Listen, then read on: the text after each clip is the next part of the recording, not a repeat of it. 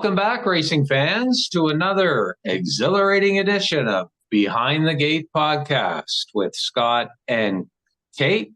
And we'd like to thank our sponsors. This is our 7th episode, and we'd like to welcome aboard MCK Truck and Train, a great transportation company. Of course, Blaine McKenna. A lot of people know Blaine, and he's done a fantastic job over the years trucking the horses around. And so make sure you see him for your transportation needs. So as I mentioned, this is the 7th episode of Behind the Gate with Scott and Kate. And we've got a super special guest that we've been waiting to have on here. And I'm going to throw it to my co-host, Caitlin Wesley, to do an introduction to our featured guest tonight. Caitlin.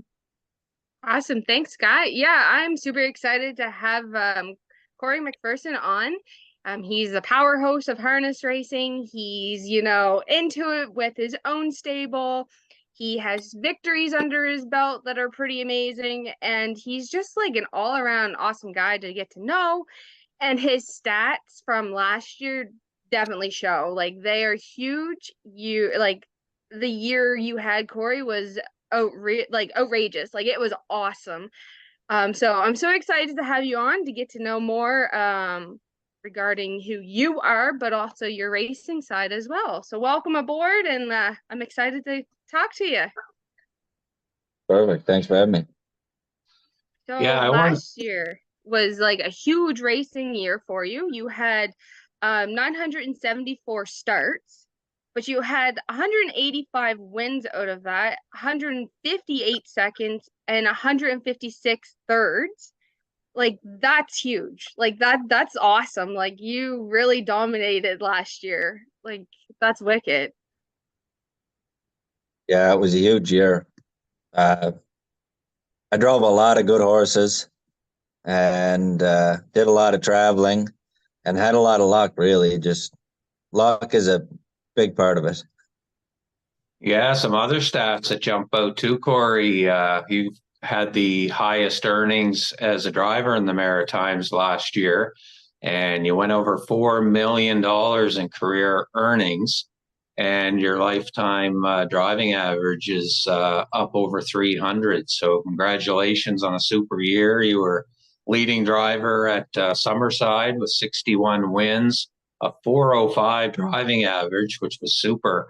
And you won almost 25% of your races. So as Caitlin said, fabulous a year for you. Yeah, like I say, I'd love to try and match it again next year, but it'd be pretty tough to follow that one up. But a lot of it is just great people and great horses, and I try not to screw it up. Yeah, now you say people, Corey. Tell our listeners kind of what made you get into harness racing. Was it more through family connections, or did you get hooked on the sport in some other way? My grandfather, Glenn Taylor, had horses. They had the Rosetown prefix. Yeah. And I'm sure a lot of people remember Rosetown Eagle. He was a pretty good old horse. Yeah. And my grandfather had horses, and I spent a lot of time down there as a kid. And then just got hooked through him. And my uncle always had horses with my grandfather, and my cousin Jeff Taylor, he was involved quite heavily, and he actually is the track man at Rideau Carlton right now. So a lot of it is family connection. Oh, awesome. So what part of PEI are you from, Corey? I'm from Vernon River. It's kind of middle of the island. And my grandfather was from St. George's. It's way more down east. Oh, okay. So you definitely came through your harness racing history in an honest way, that's for sure. Oh, yeah. Yeah. Awesome. So you're considered like a full-time horseman. You are involved every day of the operations of your stable. Take us through like a day of your operations. Like, who else is also involved in your stable to, get it going? Yeah. Well, right now, just moving to the track, I'm kind of just getting into my daily routine now of it's so much different being in at the racetrack than it was out at the farm. So now like just getting them jogged every day is a huge part of it and takes way longer in at the track, but uh it's been better. I shouldn't say it's been better in there. It's been different, but it's been a lot of fun. And so right now at the track, I try to get there by 7:30 or earlier and just start jogging. And ever since probably November, less weight he has now showing and Soccer Hanover. He's been there a lot, helping me doing the stalls, jogging a few. And my wife on her days off, she comes in and does the stalls and gets horses ready and helps put away. It's a harness racing's always a family affair. How Absolutely. many horses do you have now, Corey? I have 11 at the racetrack and two out at the farm right now, so 13. Awesome. So, can you tell us a little bit? I know you've certainly had success over the years with young horses, and you probably got some young horses in your barn. What have you got for some 2-year-olds this year? And is there any that's kind of popping out for you? I have four babies right now. I have three pacers and one trotter. The first one is Bet the Moon Colt. He's half brother to Rosetown Mary. He's out of our own mare, Brody's Leona. His name's Rosetown Eclipse. He goes good. He's got a he's kind of like his sister in a way. He's pretty goofy, but I think the engine's there, so he goes good right now. So we'll see what he's got to offer. And bought a Bet the Moon filly at the sale, Woodmere Moonshine, and Okay. it's sister to Woodmere Sky Roller, which I had success driving with. So I keep telling Yeah. my filly every day who her sister is. So hopefully she figures Yeah. that out. So far she goes good. Uh, I have a bunch of people that bought in on her, so hopefully she goes well for everybody that's involved. And I have a Roll Terry Colt that I got off Belinda White and David White, and we sold pieces of him out to a couple other people, and he goes good so far. He's not a real big guy, but he really wants to be a horse, so hopefully that shows up in the track. And I have a 6-pack trotter for Carl Bagnall, and so far he trots real good.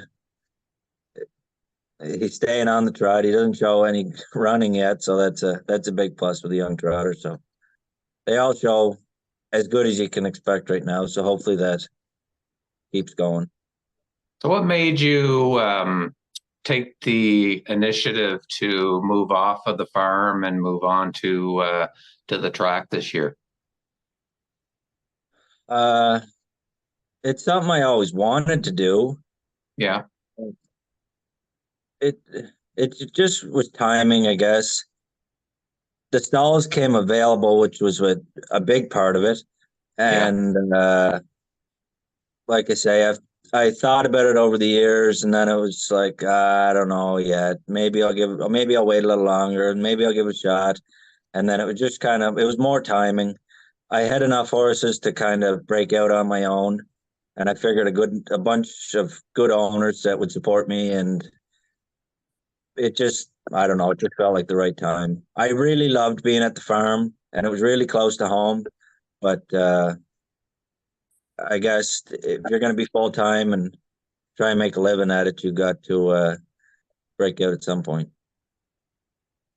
No, exactly. Go ahead, Caitlin. Um, as a trainer, you've been training since 2007, which has been a while now. So you've been around the block. um, Yeah. you've doubled your starts, you doubled your wins, you doubled your earnings. What was it like to finish off on such a high with your own stable? Like that must have been like a thrill. Just to know like you started from one thing and you ended up here this year, like last year, like it must have been pretty good. Yeah, it was great. It's always nice to have your own stock race good. It's nice to win races as a driver, but it's way better when you win with one of your own. And then at least when you go back to the barn, everybody's happy there too. So no, it's great. And I remember when I first moved to the track, we went raced a couple weeks, and I was like, oh no, I don't know, like I can't win a race, and am I ever going to win a race out of the barn moving here? Then once it started, it was crazy. It was just like win after win after win for a while. Yeah. So it got pretty rewarding after a while. I was going to Awesome. ask you, I was going to ask you too, Corey, as far as Summerside and Charlottetown, you're a regular at Summerside Raceway. So do you find the schedule being tough doing both tracks? And have you thought about scaling back a little bit, or going to keep the same schedule as you have? I would say I'll keep trucking. I'm going to Yeah, race as much as I can when I can. Uh, you got to show up to the track. I know there's a few guys that don't go to Summerside anymore, but I like going to Summerside. I'm really happy they cut out the Sundays. I really don't like racing on Sunday if I can help it. But yeah, I do like going to Summerside. I see I get nice horses to drive up there. They're good people.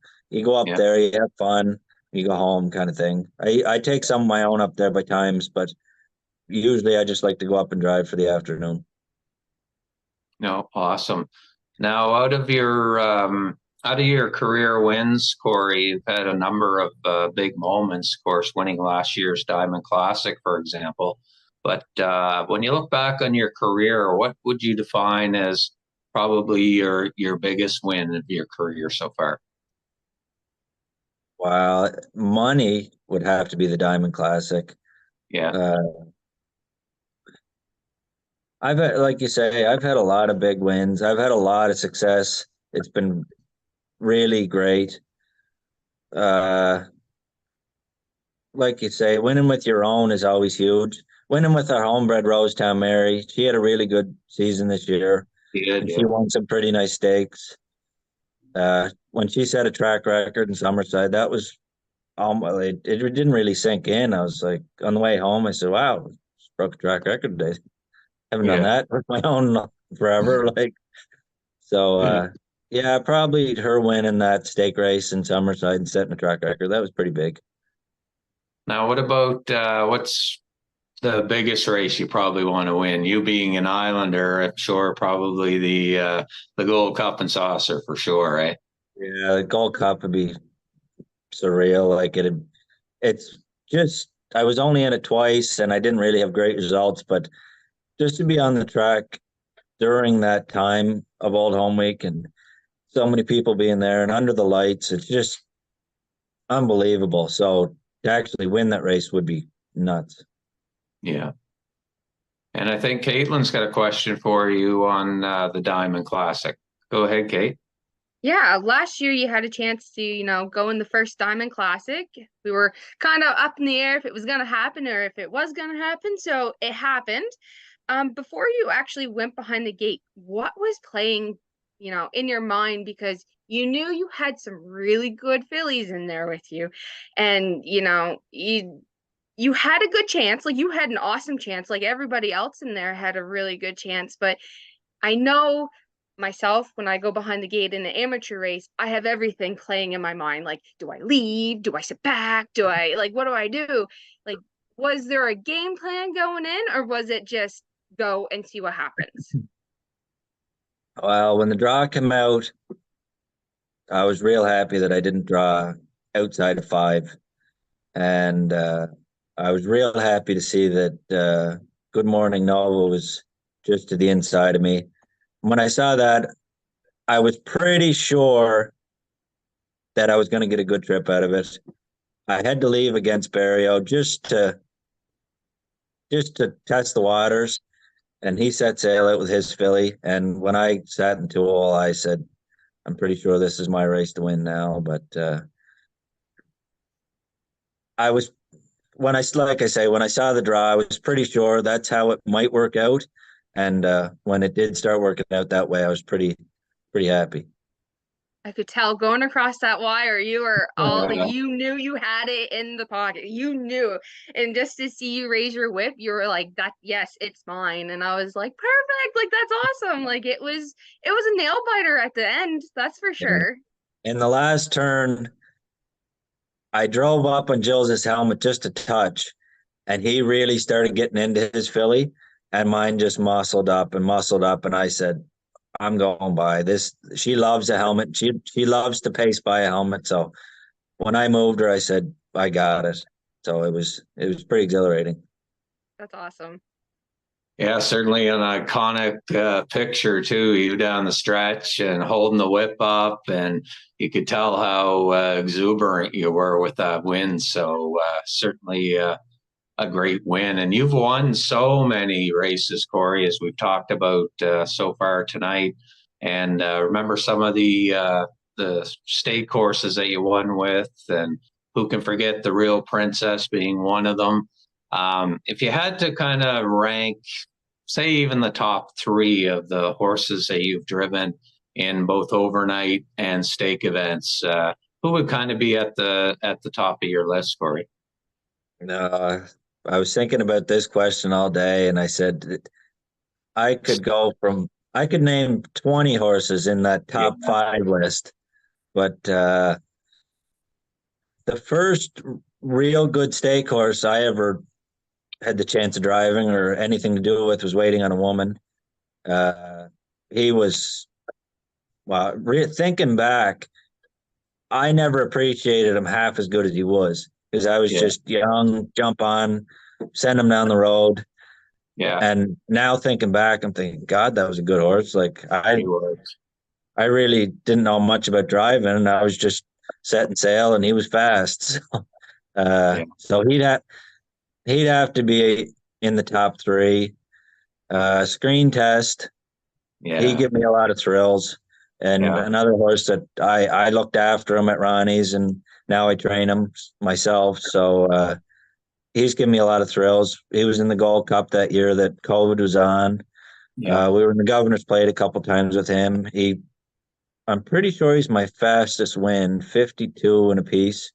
yeah, And that night he was just unbelievable. And there's so many people behind that horse that are in the ownership group, and they all every time that horse wins, it's just like a huge family going to the winner's circle. It's so he'd be in the top three, and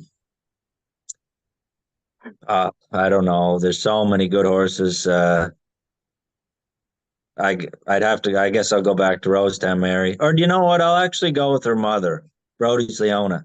She was my grandfather's last horse, yeah, and her first win for us was the last race he ever saw, and she won. yeah, And I was sitting like seventh or eighth at the head of the stretch, and yeah, I was like, this Scrampy's last time here, and this thing's not really racing that good. And I moved her like four wide through the last turn, and she jogged. She just drove right by them. The yeah. Wow. grandstand was electric. My whole family was there. They were on their toes. And it actually almost kind of scared me when I went by them and they were all screaming. But she gave me a lot of thrills. So I'd have to go with her in my top three too. Yeah, tell us about the Real Princess. She was so dominant for a couple years here in the Maritimes, and she found herself coming home to Mitch Downey. But what did she kind of mean to your career along the way? Oh, it was great to drive her. She was so easy to drive. She was so good gated. You could Yeah, leave, you could take back. Uh, you could move her whenever you want. Eddie always had her on her game, and no, she was a real nice filly. And I know a lot of people have asked me over of the fillies I've driven for Eddie, which was the yeah, nicest. And I said, you know what? She was the nicest to drive as yeah, far as the only weight she took was the weight of the handholds. But yeah. like they were all good in different ways. But the Real Princess she was a lot of fun. She was pretty simple to drive. Yeah, she was really something special. Made way over $100,000 just in the Maritimes in a couple of years, and just a fun horse to watch. And this year, it would really surprise me, Corey, if you don't get a shot in the Atlantic Regional for the National Driving Challenge. And is it fair to say that you're looking forward to hopefully taking part in that event? And you came so close last year, and hopefully get an opportunity to represent the Maritimes. I don't know if I don't know if I'm supposed to say yes or no, but I am. I've signed the contract, so I am going to it. Oh, Uh, good. Good. yeah, so I am involved in it this year. Okay, good. Yeah, so that's exciting. It's always nice to be. I love driving tournaments or championships of any kind because everybody's in it to win it, and you get to Yeah. drive some different horses that you don't usually drive, and sometimes drive against guys that you don't usually drive against. But no, it's great to be in it again this year, and hopefully we can be in the top two and go on from there. Yeah, well, best of luck this year. And it's kind of breaking news that you're in it. So that's great, Corey. Wish you all the best. Not sure who the other fellows are yet, but best of luck this year for sure. I'll need it. You you mentioned fractional ownerships within your within your stable. It's been a hot topic for a few years now. And what is your what's your thoughts on like the fractional ownerships? Oh, I guess really it's the way of the future for owning horses. Uh, the day of one guy owning a whole bunch in a stable is pretty well gone. But it's really intimidating when it comes to paying bills and vet bills and shoeing bills and trucking and stake payments. Like it really is, it's a lot of money. And like it's hard to get a younger generation in all by themselves. But if you get 4 or 5 young guys together and they can make some fun out of it, and if you do good, you do good, and if you don't do good, you don't do good. So there's no real big loss or big win, but if you can have some fun and make it a social thing, it's that's really what it's all about. Yeah, and it's great, like you say, to see so many people like on a horse like screen test, and when he's lucky enough to get a win, it just gets the people so much more involved, and the excitement around the barn and everything must be contagious and fun to be part of. Oh yeah, no, it's great. You and like you say about it, just gets more people to the racetrack. If Yeah. if 10 horses have 10 owners each, it's 100 people. Like it's just it fills the grandstands and it gets people to the barns and it gets people talking and the word spreads faster through more mouths and there's a lot of people in the younger generation now. They'll say, "Oh, my buddy's got a horse for so and so," and they're like, "Oh, geez, that's expensive." Oh no, it don't cost that much. There's a whole bunch of us in on it. Other people Yeah. will get talking and thinking about it then, right? Yeah.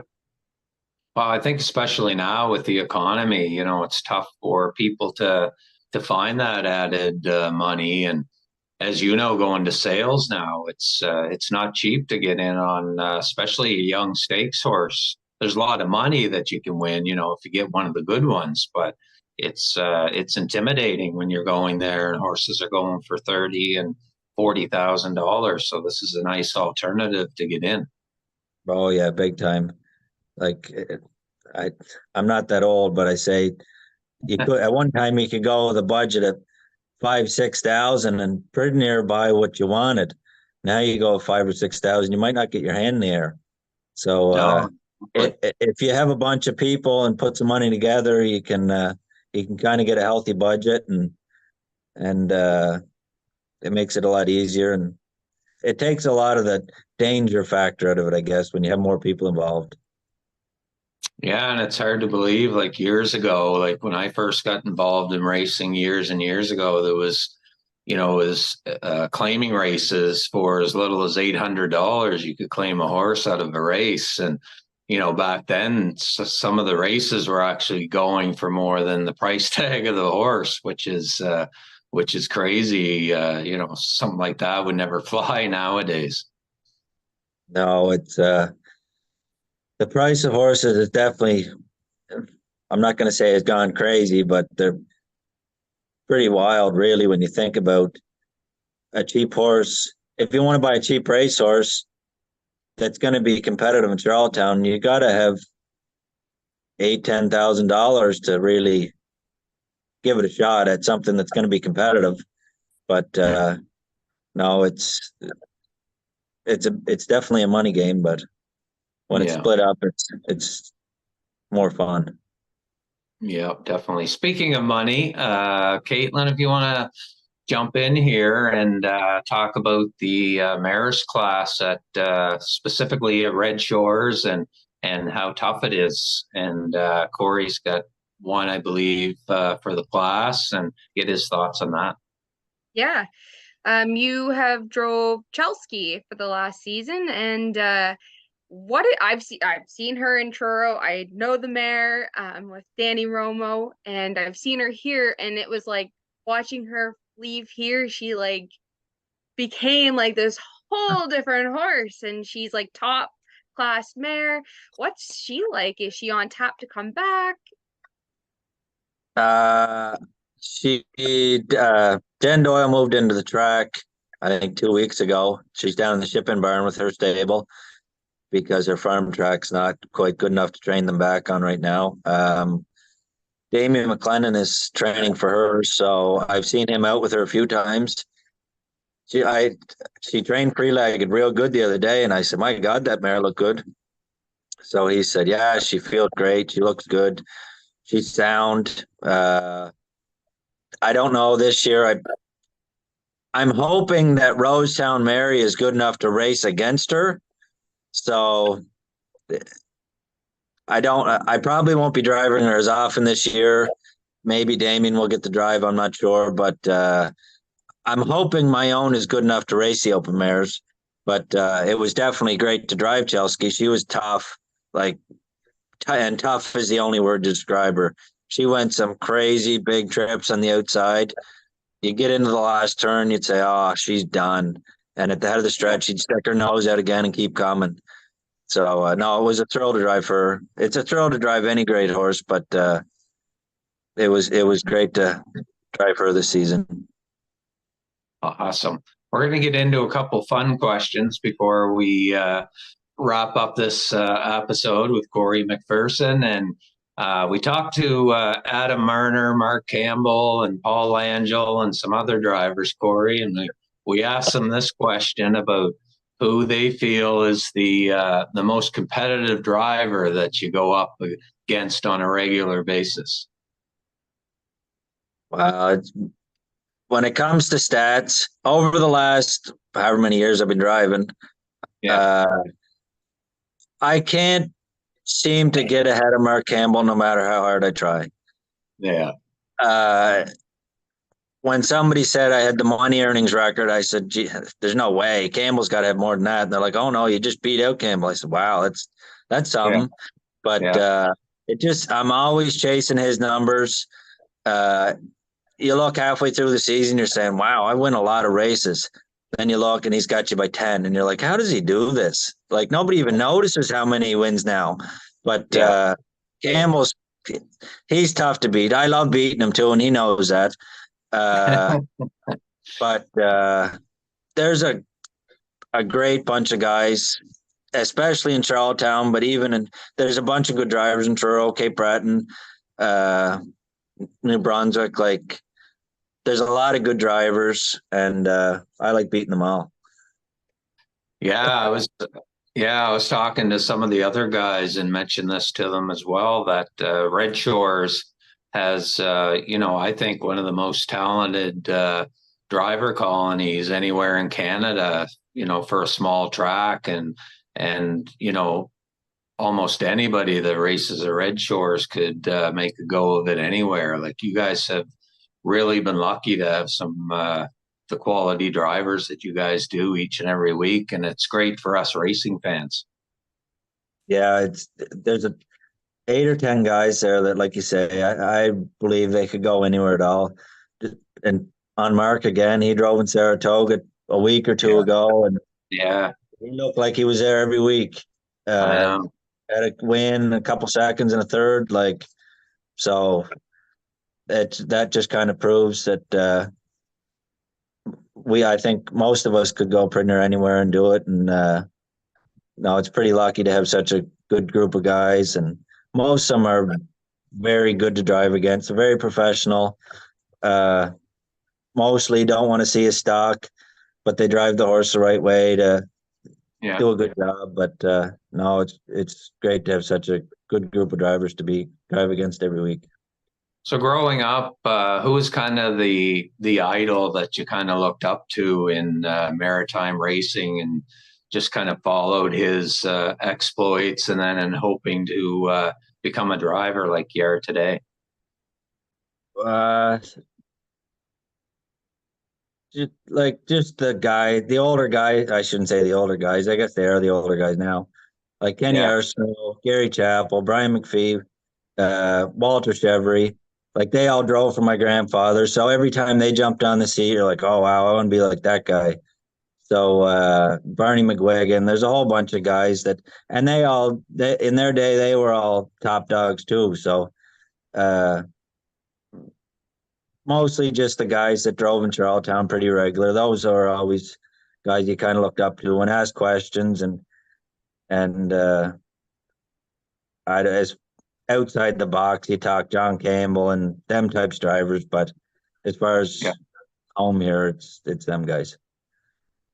Yeah, and you guys have got the matinee program where some of the young drivers came through, and you see some of the new young guys. Is there anybody in particular that kind of stands out to you a little bit that should have a bright future over there driving? Brady Sweet's been on quite a roll since the year started. Yeah. He's driving for a pretty powerful stable right now in Jeff Holmes' barn, but Yeah. he does a great job. He's another guy. He's a good kid and he's not dangerous. He drives well. Uh, like he's not hard to drive against.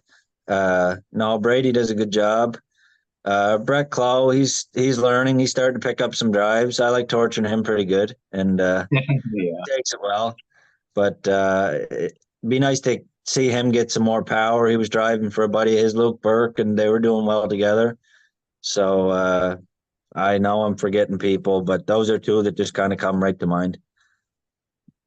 Oh, right on. And Caitlin's going to have the final question of the night, the easy one here for you, Corey.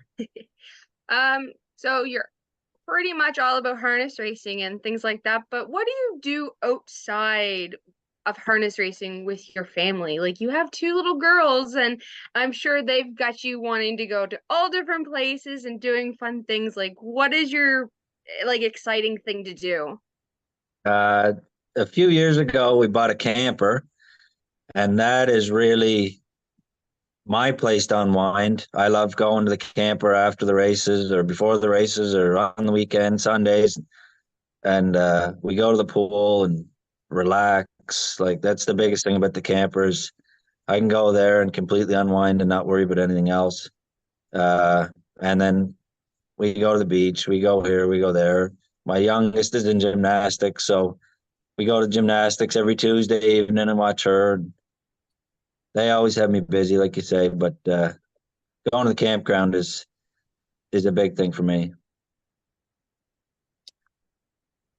That's awesome. Well, I want to thank you, Corey, for jumping on and joining. I know it's not something that everyone is so used to doing, but it's something that, everyone I always get to say that we get to find out who you are as a person. Like we always see you guys as harness racing drivers, and that's what we see you as, but we also want to get to know who you are and all the exciting things about you. So thanks for coming out of your comfort zone and enjoying the podcast with us. Thank you. It was great to be here. And I would just want to tell a funny story, just how you say you only see me at the track. I Yeah. went to Cape Breton one day, and I spent most of the afternoon walking around the Inverness Raceway talking to people. Oh Yeah. wow. And about 20 minutes before the races, I threw my suit on. I'm walking through the yard. And some of the people I talked to earlier that day said, "Geez, By, when did you get here?" And I'm thinking they had no idea who I was without a suit on. That's terrible.